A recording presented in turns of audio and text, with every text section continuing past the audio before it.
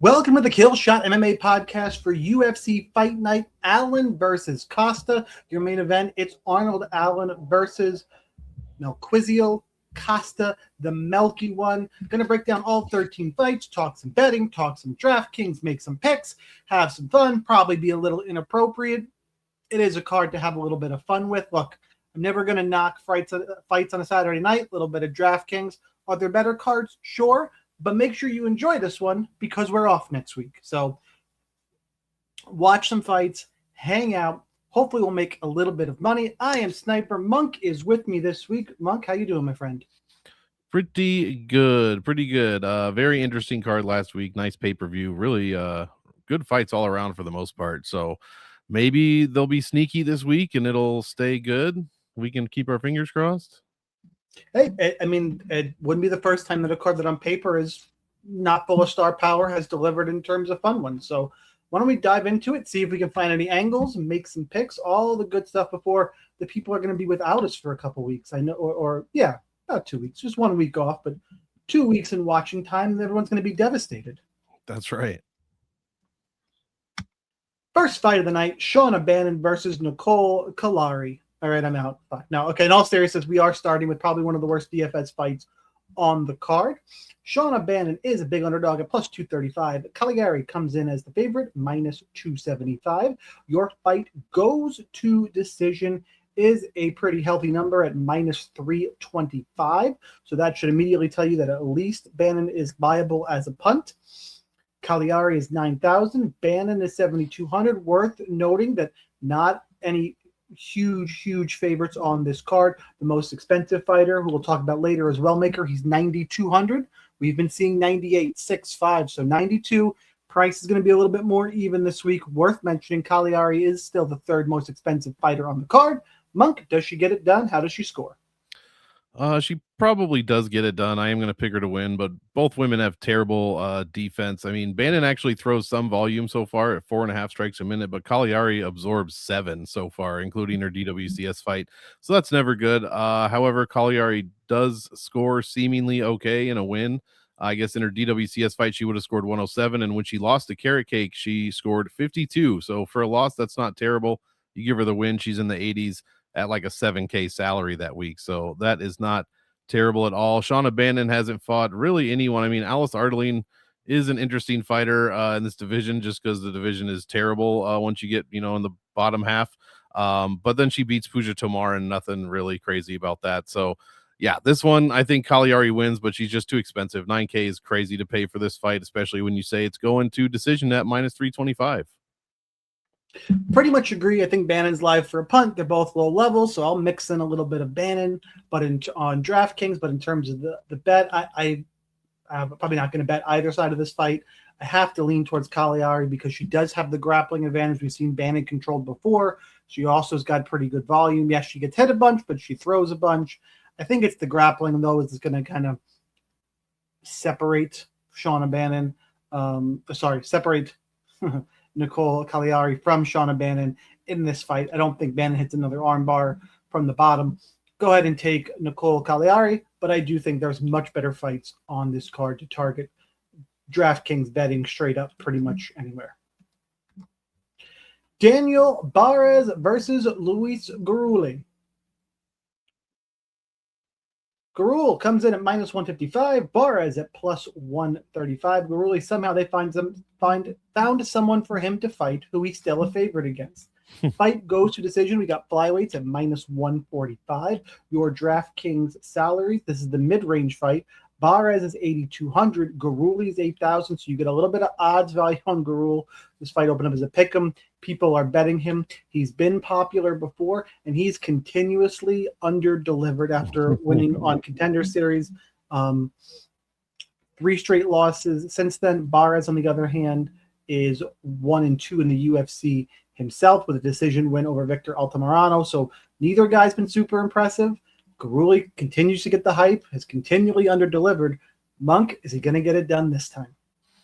He might, but I'm not going to play him in too much DraftKings. All of his fights so far, he's averaging 82 per win. His opponents are averaging 79 when Gurule loses. So not really interested too much in this for DraftKings, especially since you see Barez averaging 71 points per win, and that's just one win, well under 3 points per minute, both of these guys. So that's not really something you want to target, especially when you pair it with that minus 145 or something to go to decision. Yeah, I'm gonna I'll pick the underdog here because I need some. I'm gonna pick Daniel Barez. Luis Gurule has been extremely. But he's priced the favorite, sir. Yeah, that is true. He is priced as a favorite, so this line has flipped crazily.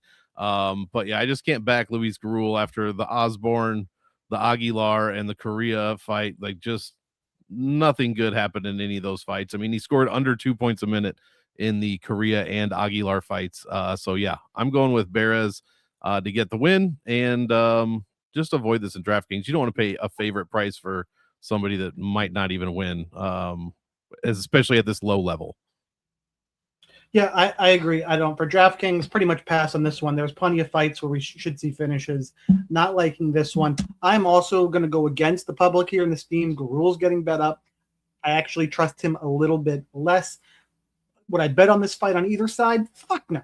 I think Barez probably mixes it up a little bit more and can get takedowns. Gurule was taken down 10 times in his Contender Series fight. Yeah, he got up. But I think it's a little bit of extra edge that I'll give towards Barez in a pick. I will say, though, if this line keeps getting steamed towards Luis Gurule and I can get like plus 175 or something crazy on Barez, I'll take a little stab there, sure, because I think both guys are not good. Barez does have the grappling advantage. Pass on DraftKings, but there's your little bit of interest here. Let's move on to our next fight through the prelims here. Polyana Viana versus Alice Ardelean. You know, we've been talking about it the last few weeks, Monk, where like either the front or the back of the card are loaded with DFS fights. Either you get to the end of the night and you have all your fighters, well, the main card, I should say, not end of the night, have like one fight left or four. We're either jamming DFS exposure at the front of the cards or the back. This week's back of the card, guys, because this is 3 fights in a row. Not much interest here. Alice Ardelean minus 205. Polyana Viana plus 175. I will say this one actually does have an angle. Unlike, I think the first two were reaching a little bit.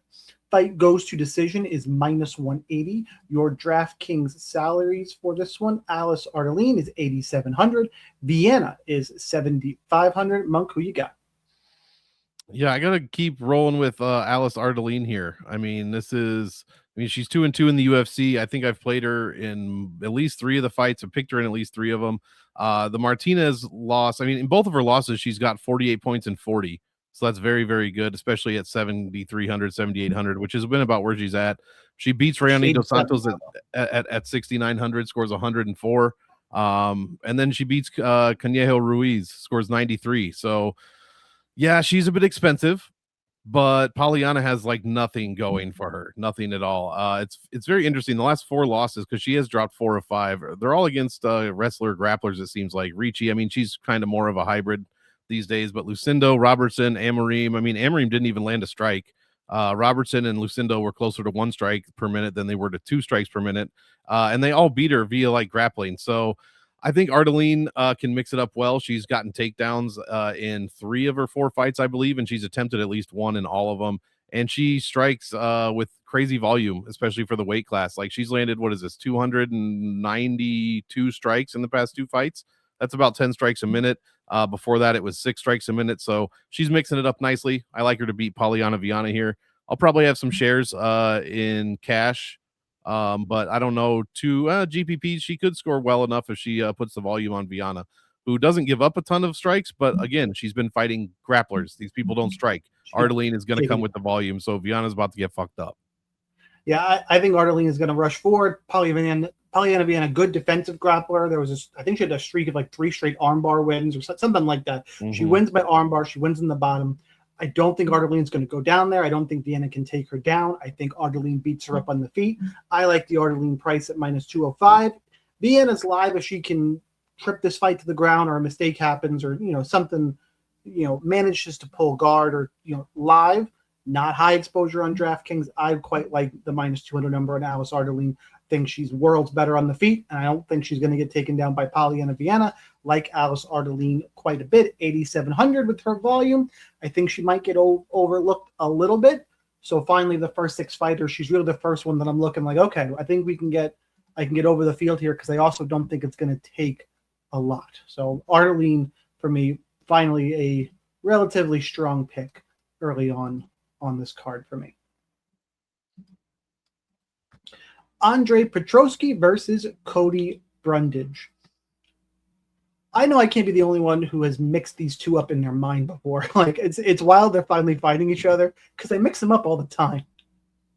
And I shouldn't because Andre Petroski is a fighter and Cody Brundage is a bitch. I really should say that. Minus 200 for Petroski. Brundage is plus 170. Fight ends of the distance is minus 160. I just don't like some of the no contest that Brundage has been a part of. Yeah. I will jump on that bandwagon and say I'm not a believer in some of those. 8,900 for Petroski, 7,300 for Brundage. Monk got a healthy inside the distance number finally. Where are you going? Yeah, I'm going to go with Petroski here, even though I don't trust him at all. I do trust him a little bit more than Cody Brundage, who hasn't won since 2025 when he beat Julian the Cuban Missile Crisis Marquez. So, and he's terrible. So yeah, I got to go with Petroski here. Unfortunately, he doesn't always score well. He's only averaging about 88 points per win. The last time he put up a decent score, I mean, he put up 82 against Budka, 52 against Vieira. Those are exceptions. Vieira, you're not really going to get much done against him the way he fights generally. Josh Fremd as well, 76. So this is a run of really, really bad scores. His last 100-point score was Wellington Turman in 2022, and that might be one of his only ones, actually. Looks like it's happened 3 times in his career. So I'm not banking on it to happen. I don't like this one I'm going to say I don't like it for cash. I'm going to look elsewhere, but if I need Petroski, if I have the salary, I guess I don't mind it, but I'd much rather use him for GPPs this week. Cody Brundage, you have to play some in GPPs in case he gets that all-important round 1 DQ win, which gives you 90 points and a huge score for being, like 7K or something, 7,300 this week. So play both in GPPs. The pick is Petroski, and I'll have much more of him. Brundage play is more of a novelty play in case I hit the DQ or something. Yeah, I'm probably not even going to do that. I like Petroski quite a bit. Back-to-back picks around minus 200. Probably makes a nice little interesting parlay. Petroski, Ardelean. I don't think Brundage is going to be able to take down Petroski. He's not very good on the feet. Is either guy super trustworthy? No, but I do think Petroski is just worlds better here. You know, his last 2 losses, Cam Rouston looks pretty good. Edmund Shabazi and Jacob Malkoun, Michelle Pereira, like those are his UFC losses. And I think he's levels above Cody Brundage. Now, once he knocked himself off out in a guy's hip. That was fluky though. Like he shot for a takedown. Yeah, shit happens in MMA. I was there. I was at that card. Took so long for us to figure out what the hell happened. Yeah, I imagine. You can't hear the announcers, and they didn't know. Yeah, we were like, So Petroski's just better. I don't think Brundage really has a path here. I think people might get cute and try and play Brundage. I'm going to be under. I like Petroski back-to-back, pretty confident place. For me, where I'm going to be over on one side, under on another. And I'll tell you right now, I think I just talked myself into it. After we get off this podcast, I'm probably going to lay a little Petroski Ardelean parlay because that should be just about even money. The Ardelean parlay, I like it. Ardelean, I hate you. I hate you and your brand. It's so good though. It's so good though. The cash as it is, sure. Yeah, exactly. Ketlen Vieira versus Jacqueline Cavalcanti. Cavalcanti is the favorite at minus 170. Ketlen Vieira at plus 145. Your fight goes to decision prop is minus 500. So immediately you should be thinking underdog cash game value before you even get to the fight breakdown. 8,500 for Cavalcanti. Vieira 7,700. I wish she was a little bit cheaper, but spoiler alert, Monk, I'm actually going to go as far as to pick the dog for the first time on this card. Are you riding with me? You know what? I think I am. I've always liked how Ketlen fights, especially against primary strikers, which Cavalcanti is basically the definition of that. She's got, no submission wins whatsoever. she does stuff a good takedown, supposedly 89%, 88%. But she hasn't fought anyone that's attempting as many or at the ferocity that Ketlen Vieira is. Maybe not ferocity, but she goes after it and she won't give it up. How about that? Even though she lost the fight, taking down the beast Norma Dumont twice is like, oh yes, okay. Yeah. And she had over 5 minutes of control time in that one as well. So while she did not, she got outstruck almost 3-1 by Miss Dumont. She did enough on the ground and she got, kept her off the feet long enough to where that pretty much neutralized it. Cavalcanti is going to be a different story, and it's going to be easier for Vieta because if she gets her down, Cavalcanti probably can't reverse it. I mean, maybe she can. I think she has actually landed one reversal, but that's it was against Cornole. But again, she hasn't fought anybody like Vieta, who's extremely talented, even though she, might be 34 years old. Do not count her out. The bottom line is, though, you can't play this for DraftKings. Cavalcanti really isn't going to score well against Vieta, in my opinion, because she's not going to get the finish, and she averages about 67 points per win because all she does is strike. And Vieta will probably play the cage game. She'll rack up points with a control time, but it's not going to be enough in the way of takedowns or striking to really pay off. So I like Vieta to win, but I'm going to avoid this for the most part in GPP games for DraftKings in general. If I need somebody relatively cheap mid-range, I could go with Ketlen for a cash game pick. I think that's okay at 7,700. Like you said, I'd like her to be cheaper, but I'm going to go with her for the pick. Yeah, I'm with you. And it's not a ton of dogs I like. I got a couple, I think. Ketlen Vieira, though, can grapple. Cavalcanti, predominant striker. I also think it's a huge step up in competition for her. I'll take the shot on Ketlen Vieira shape as a dog. I'm okay sprinkling in that bet. Step up, grappling advantage, etc. I think there is value there. You're looking at DraftKings. Cavalcanti, I have a hard time seeing her pay off the score even in a win, so I'm probably just going to fade her and move on about my day. And because I'm picking Vieira, and you should get 3 rounds of action, clearly live in all formats, somebody I will be looking to get overweight on. I'm hoping she gets slept on. Give me Ketlen Vieira. She will. She'll get slept on. Thomas Gantt versus Artur Minev. There have been a lot of fight changes and cancellations this week. We are on one here as Minev, I believe, is coming in on short notice. Gantt is minus 205. Minev is plus 175. Your fight ends into the distance is minus 160, so a little bit leaning towards the finish there. DraftKings salaries, Gantt is 9,100. Minev is 7,100. Monk, where are you going? I got to go with Tommy Gantt here, even though we got a couple of debuting fighters. And Gantt's 33 years old. Record of 11-0 is always good. And, 5 subs, 5 KO TKO. So 10 finishes and 11 wins. Very balanced there. Look at Minev's tapology, and the last 2 guys he's fought have a combined record of like 45 and 25. One guy was 4-1. That's his best win. One guy was 0-0, 0-3, 8-18. Like, just can crushing. Just a little can crushing. So yeah, that mixed with the short notice, give me Tommy Gantt. Salary 9,100. If he gets that fucking big knockout or something, big finish early in the first, we could get a good score at a decent salary here. So yeah, I'm kind of interested in Tommy Gantt. Maybe all around, but that I am a little trepidatious as it comes to cash with that because I just haven't seen enough of his fights. So do your fight tape, and I'm going to pick Tommy Gantt to get the win here. Yeah, I do think Tommy Gantt gets the win. Can crushing is probably a bit extreme because the last 2 guys wanted to pull it up 20-13 and 25-12. Like he wasn't fighting 0-4, 10-20. Like they were guys with winning records, who have been around a minute. I actually think Minev was being built the right way and gets a short notice opportunity.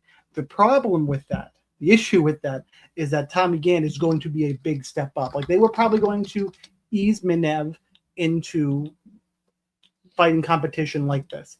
And I get it. You get your shot at the UFC. 100% go for it. No knocking him for that.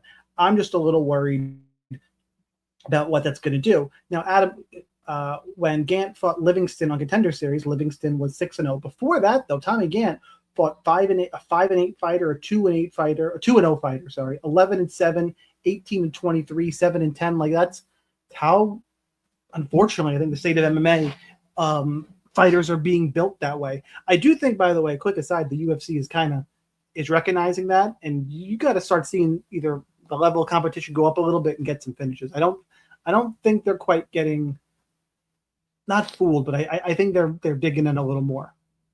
But that's a story for a different day.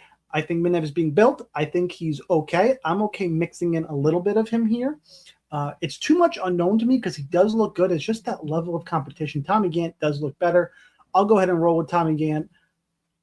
This is one, because of the uncertainty, I don't really know what I'm getting with Minev, and it's Gantt's debut. DraftKings, I'm probably just going to vanilla it up, play field weight on both sides and move on, take stands elsewhere. Maybe a little bit over on Tommy Gantt if I can get there.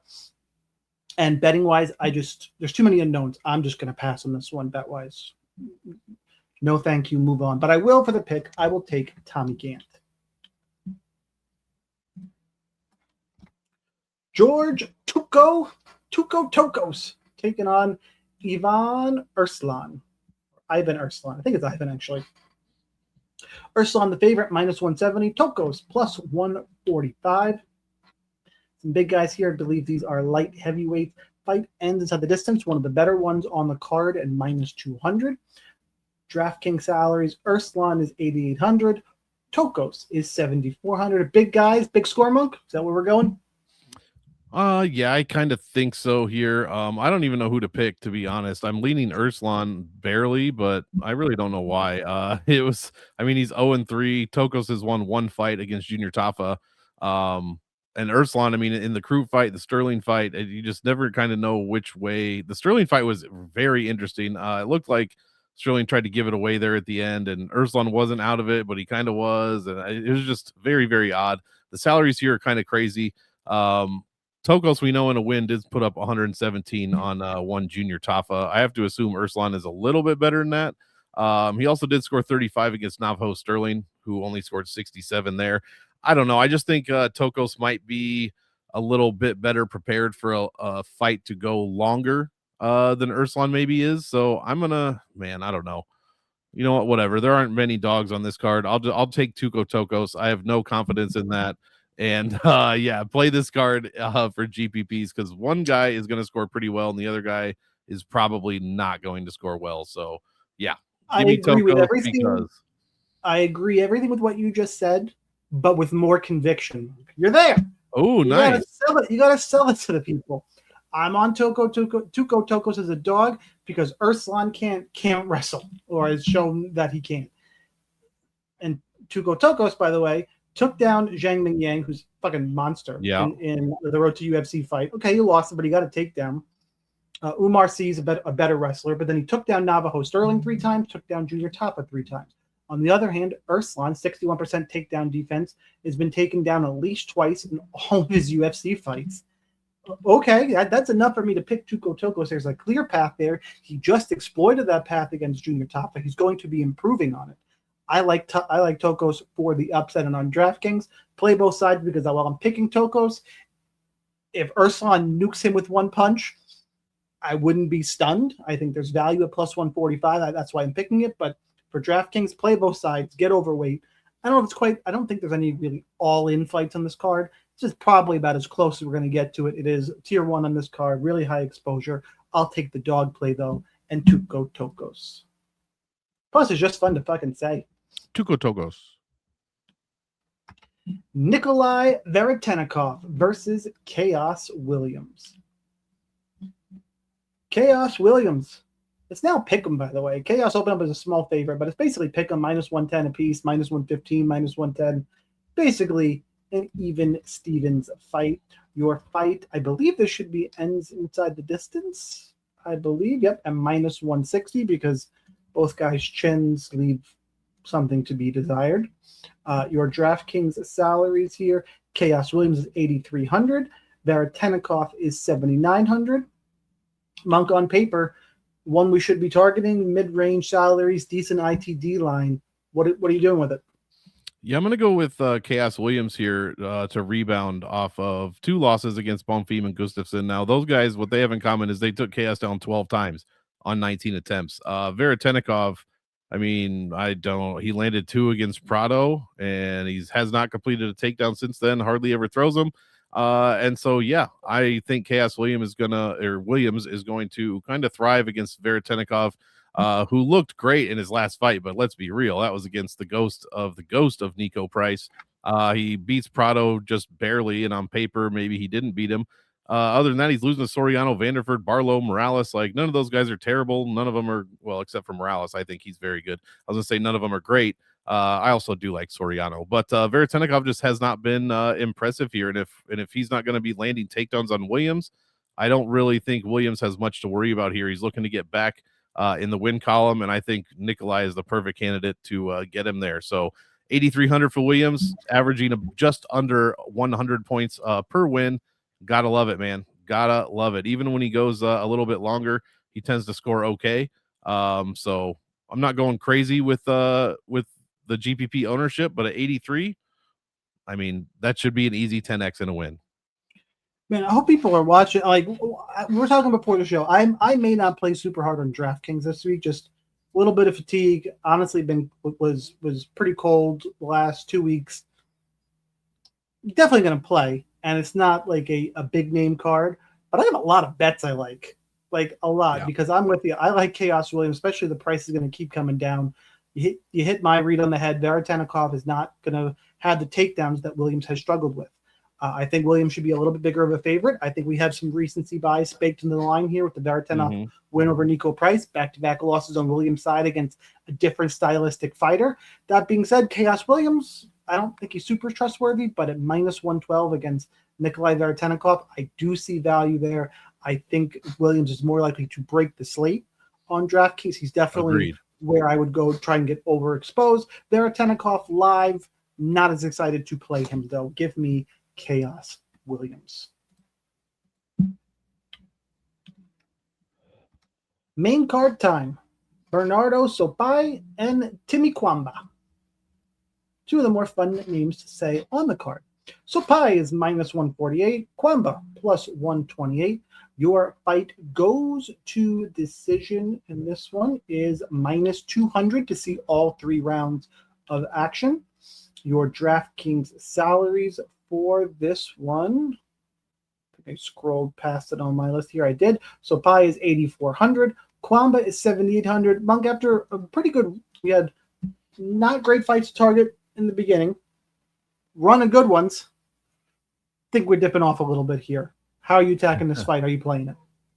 I'm probably not playing a ton of it here, mostly because neither guy scores well. Sopaj is averaging 90 and Cuamba averaging 71. Those are in wins. Actually, Sopaj averages almost 3.75 points per minute, which is decent. Cuamba is back down at like 2.1. So we don't really like that, even though he is coming off of 2 straight wins. But his opponents, when he loses, they only score 68 on average. That was Almeida and Oki. Sopaj is somehow still walking around after that Oliveira decapitation. One of the greatest knees in UFC history. He won a fight after that. He beat Ricky Turcios. He did beat Ricky Turcios, but still, that knee, oh my goodness, so good. But Sopaj, he landed 5.4 strikes a minute against Turcios, 2 of 3 takedowns, 2.5 minutes of control time. Got the decision win. I kind of see how that one's going to kind of go this way a little bit. 8,400 is okay. 78, I think, is too much to pay for Cuamba, who's going to definitely need an early finish to pay that off because of how I just said that he scores, or how he doesn't score rather. But he gets outstruck. His takedown defense is okay at 72, and he gets out controlled. So Sopaj's coming in, landing, completing 0.85 takedowns per 5 minutes, controlling the grappling time, landing over 4 strikes a minute. I think I just like him a bit more. I need to see more from Cuamba, who I've been a big doubter of since he came into the UFC. But he is on 2 straight wins. So if he gets this one over Sopaj, I will start to look at him a little bit differently. But until then, I'm picking Benardo, and he's the only one I really would play a little bit of in DraftKings. Is Sopaj so cursed? Is he like Impa Kasangane? No matter what Impa does, he's a PFL champion. You're just going to think of the Buckley kick. No matter what Sopaj does, you're going to think of the Oliveira knee. Is that where we're at? Yeah, it's so crazy. Poor Impa. Impa's had a really good career outside of the UFC, and that's what people think of. Karma did pay him back in a good way, giving him that milli and all that. In terms of this fight, I'm with you. I think Sopaj wins. I think it's relatively tight. There's a little bit of upside on the Sopaj side, but nothing I really want to get invested in, especially with that minus 200 goes to decision number. I think Sopaj is probably a little more live for a finish than the line indicates. I don't think I'm going to pull the trigger on a bet here. I think the line's about right. I favor Sopaj, probably a little more likely to finish than the odds, but overall going to pass. DraftKings, pretty vanilla. I'll look at the ownerships, make sure, by the way, if you want to join DFS Army, get access to those ownerships, projections, all that good stuff. Link in the description on YouTube. Make sure and check that out. I'll lean towards Bernardo Sopaj, but overall a fight not too excited to play pretty much anywhere. On the other hand, this is a fight you must play everywhere because it is Modestas Bukauskas taking on short notice replacement Christian Edwards, and is one of those situations where the line was set or his salary was set when he had a different opponent. Bukauskas now is minus 350, the largest favorite on the card. Edwards is plus 285. Your fight ends inside the distance is minus 170, so are projected to see a finish. Your DraftKings salary, Bukauskas, minus 370. Remember, biggest favorite on the card, 8,300. He will be mega chalk. Christian Edwards, 6,900, among the cheapest on the card. Monk, how are you attacking this? Well, I agree. He's going to be mega chalk. I'm going to pick Bukauskas to win straight up, obviously, but and Edwards hasn't really been fighting people with great records either, so don't really know what he's going to do. 4 losses. How many finish losses? Looks like 2 finish losses and 6 finish wins of his 8. If you're telling me that Bukauskas at 8,300 is going to be owned by damn near everybody, I'm over here looking at his numbers: 79 points per win. His high is 106. That's it. He scores 1.76 points per minute, and when he finishes people, he's averaging 97 points per finish. Now, that's still a very good score for 8,300, right? Maybe not good enough for optimal. Average optimal is 13x, so that's about 109.39. I might try to go under here. I might just try to go under on Bukauskas. If everybody's going to own him, it's just going to be a clear opposite type of play to try to get value elsewhere and, cash in on everyone's value on Bukauskas in my way. So, yeah, I might go a little bit under, but that said, I expect Bukauskas to win. I probably expect him to get a finish.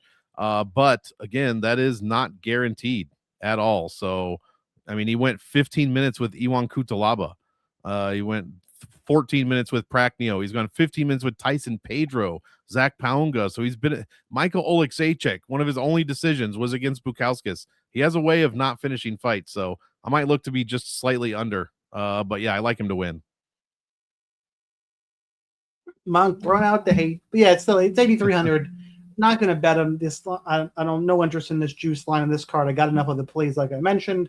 Edwards, not a great run in Bellator.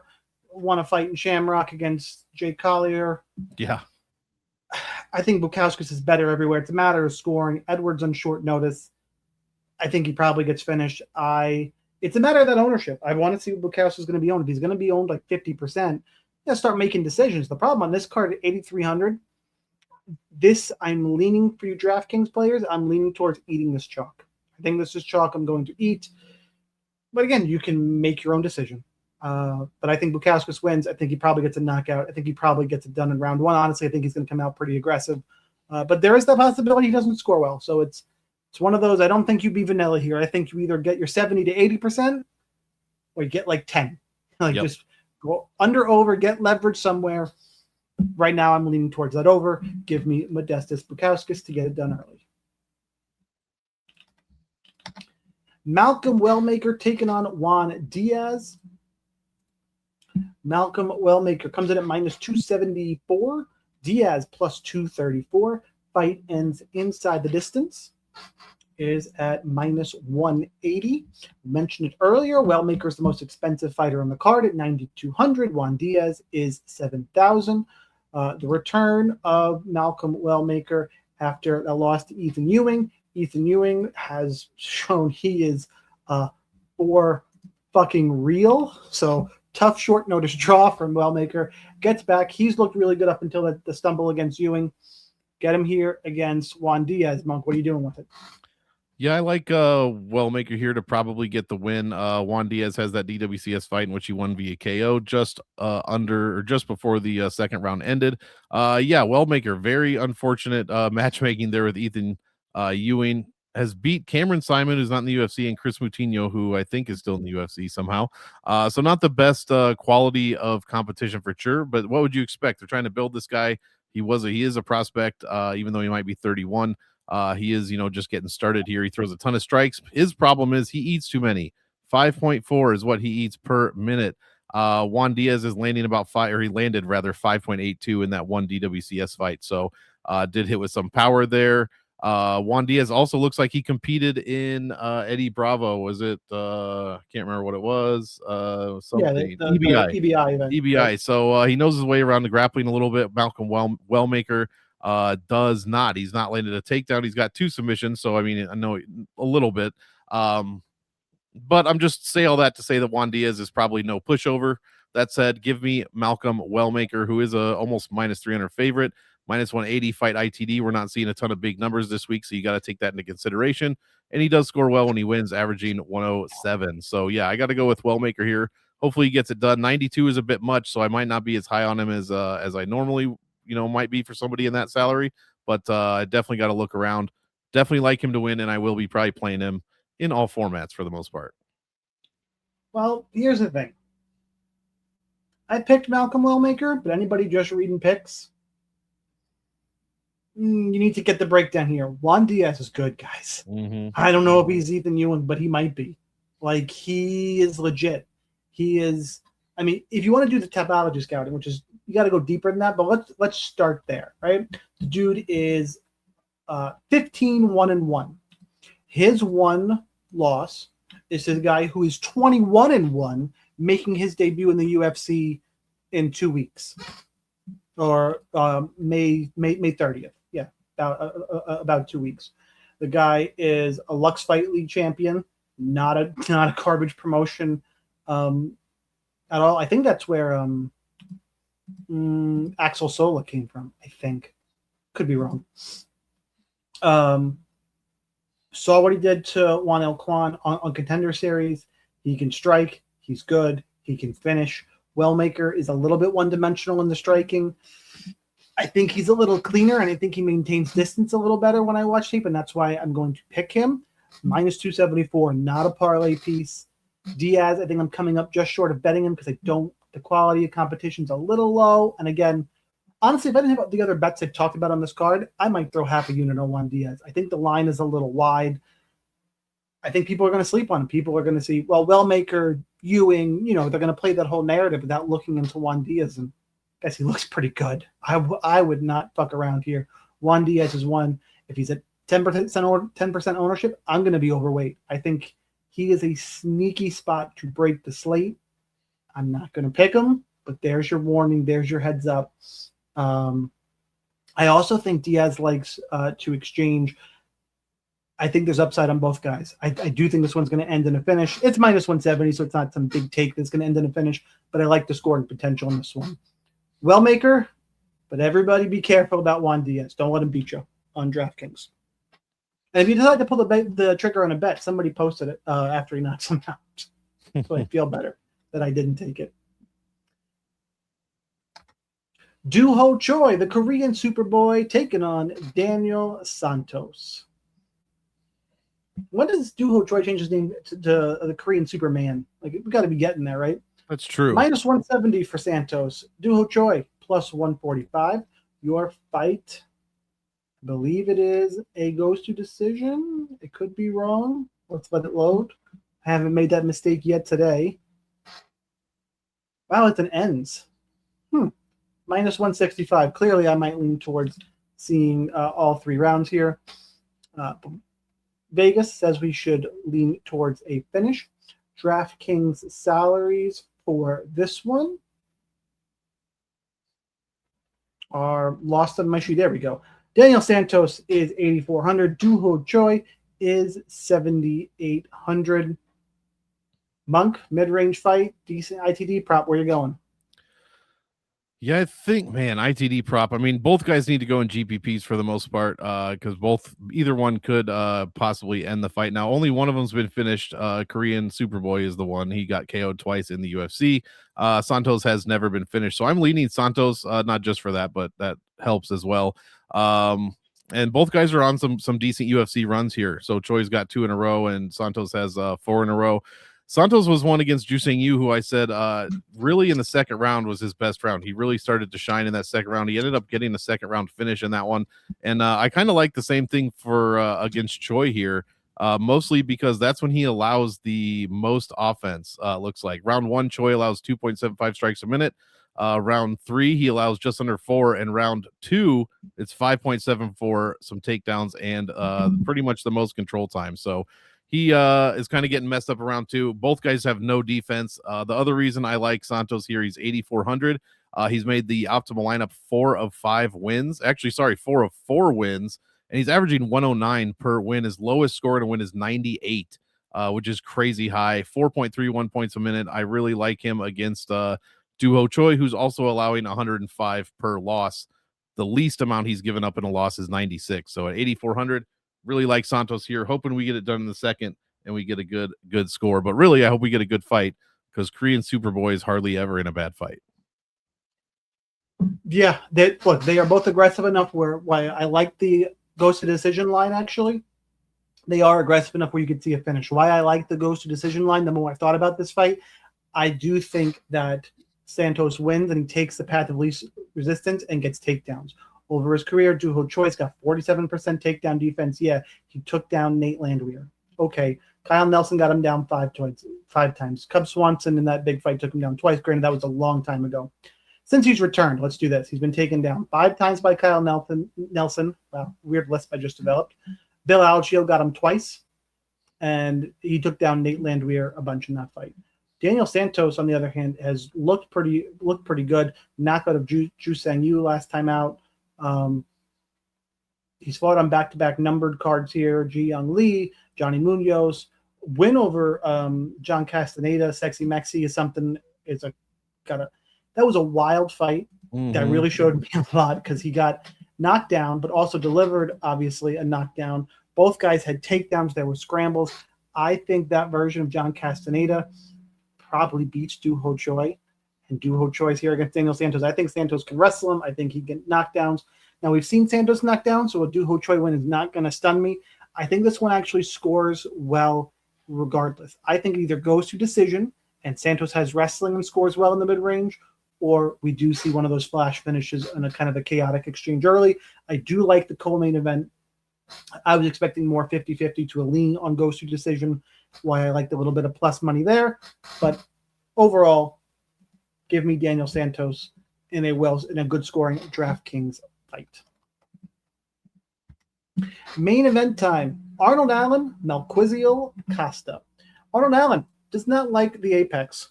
I don't know if you saw the interview. 4 fights outside of the Apex, he's back, and he is not thrilled. Minus 125 for Arnold Allen, plus 105 for Malquiziel Costa.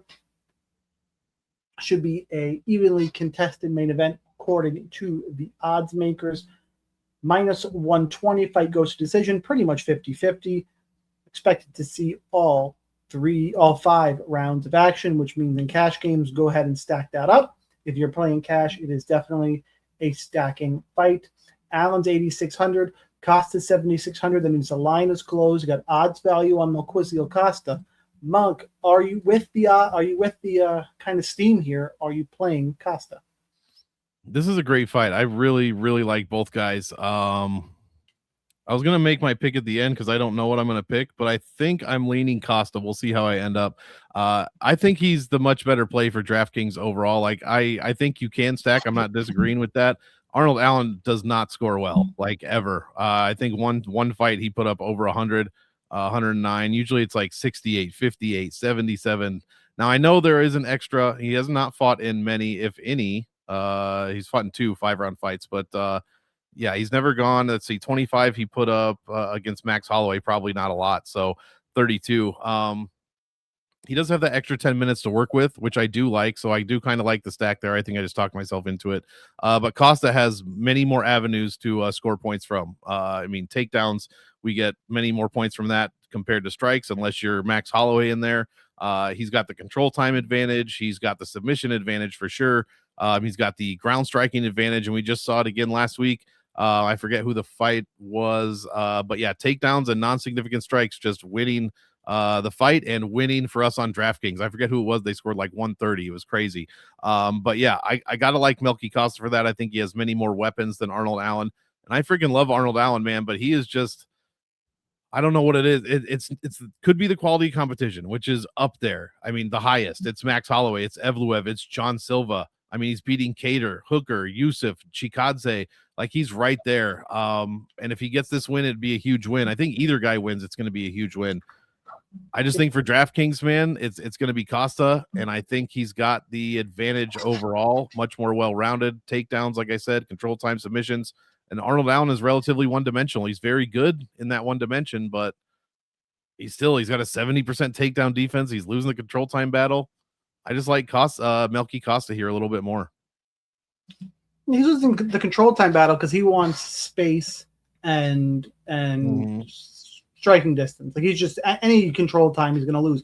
He got taken. If you hear somebody say John Silva took him down 4 times, so Melquizael Costa is going to control him on the ground. I need you to call a giant timeout and realize that he was held down for an average of 8 seconds for each of those takedowns. 32 seconds of control time for John Silva. Arnold Allen, yeah, he got taken down. Nothing came of him. It was a striking fight, and John Silva obviously can strike too, but it was really competitive fight. Melky Costa, it's got a pretty big step up here. Yeah, he got Julian, like Christian Rodriguez took him down 6 times. Orosa, wild fight. Orosa's a fun fighter. I don't know how highly I rank him. Morgan Charrier caught him early. Great. Dan Ige. Dan Ige's got chin issues, but that was clearly a step up. I think Arnold Allen is another step up. And that's Dan Ige, 145, I just realized, right? Like, that's also okay. Right? These guys are at 145. I'm talking myself out of this here. Yeah. Weird. I don't remember Ige fighting at 145. Was that a short notice situation? Might have been. Can't remember. Just straight move down after Pitbull, maybe. Can't remember. Move up. Ige was a 35er. Or yeah, move up. Yeah. All right. Either way, I think the quality competition is going to be a little bit steep for Costa here. I agree that in Costa wins, he's more likely to hit the optimal based on his style of fighting and his salary than Allen. But I'm going to pick Allen. I think Allen maintained space, gets a win here. I think minus 125 is a decent number. I'm considering a bet on Arnold Allen. The ones I mentioned earlier, I do like more. He's that kind of fringe 5th play because I had that parlay, the couple dog shots. Not sure on Arnold Allen, but especially if people are going to keep betting Costa, I'll tell you, if Allen drops another 25 cents and I get Allen at plus money, then I'm absolutely going to be betting him. 100%. Especially here. 5 round experience. Big step up for Costa. I think Allen is better than people think. I don't think it's a super fun style. Not an all-in fight for DraftKings in terms of GPPs. Stack it up for cash games, but I will pick Arnold all-in Allen. Oh, it's Brendan all-in Allen. It's Brendan Allen. What is Arnold's nickname? I almost fucked that up. Almighty. I apologize. It's Brendan all-in Allen and Arnold Almighty Allen. Apologies, sir. The triple alliteration. I like it. Don't go anywhere. We got to talk kill shots. Kill shot. Actually, before we do that, do me a favor. Smash the like button. I didn't ask you up front. Hit the like button if you enjoy the content. Even if you don't, hit the like button. Drop a comment with what your favorite play of the slate is. Kill shot is an under-owned GPP play on DraftKings. Talking DraftKings here to help you take down a tournament, something sneaky, no main event. Want to something, no chalk, something off the beaten path. Monk, do you have one queued up or you want me to go first? How about you go first? I don't want to take yours, and I got a couple options. I mean, you have to know where I'm going for this Probably. one. I said it earlier. Ketlen Vieira at 7,700. I think it's a big step up in competition for Cavalcanti. Stylistic advantage for Vieira. And mostly, people don't like to play women's MMA fighters. I think she's going to be like 10 to 15% owned. So Yeah, get or me less. some leverage there, please. I agree. Love the pick. I'm going to get a little more risky for sure because I also love the Vieira pick. I picked her to win.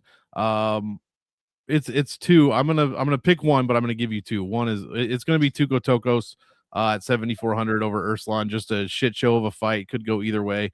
The other one that is not my official, but I really like Juan Diaz at 7K. I really do.